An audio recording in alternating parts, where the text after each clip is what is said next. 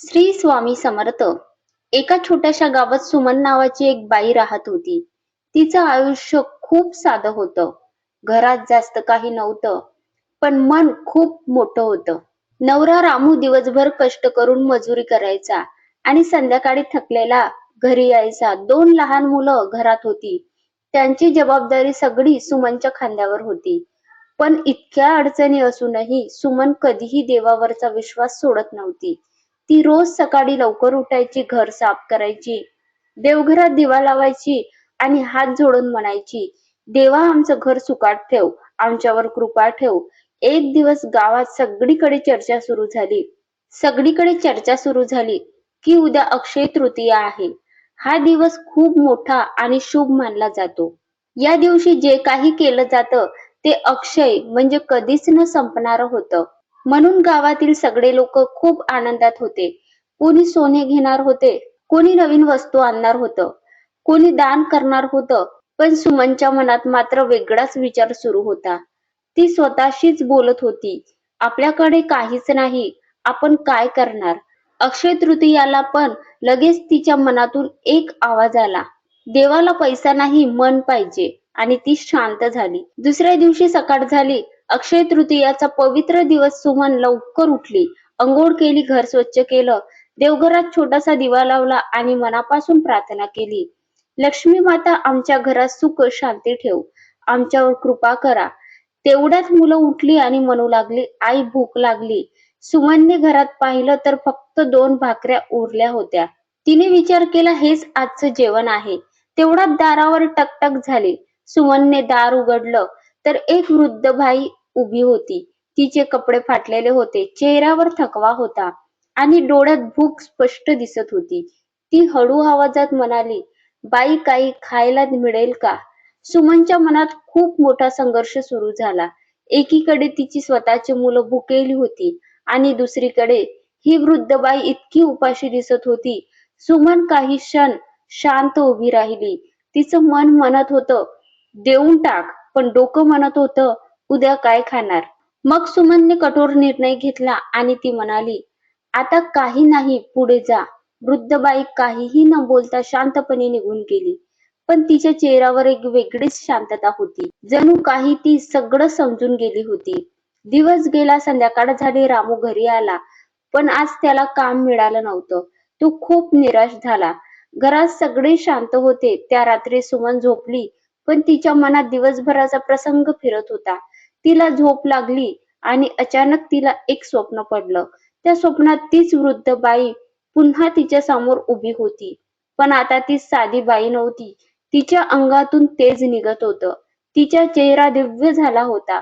सुमन घाबरली. तिने हात जोडले आणि म्हणाली, तुम्ही कोण आहात?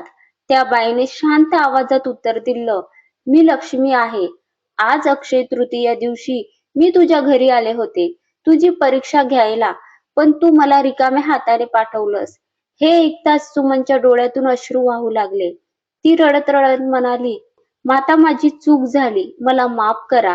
माझ्या मुलांची भूक पाहून मी घाबरले. लक्ष्मी माता म्हणाल्या, या दिवशी जो देतो त्याला कधीच कमी पडत नाही, पण तू भीतीमुळे देणं टाळलं, म्हणून आता तुला त्याचं फळ भोगावे लागेल. इतकं बोलून त्या अदृश्य झाल्या. सुमन जोरात जागी झाली. तिचं हृदय जोरात धडधडत होतं. ती खूप घाबरली होती. दुसऱ्या दिवसापासून तिच्या घरात अडचणी वाढायला लागल्या. रामूला काम मिळेना, पैसे संपले, मुलं आजारी पडली, सगळीकडे संकटच संकट आलं. सुमनला तिची चूक सतत आठवत होती. ती रोज देवासमोर रडत बसायची.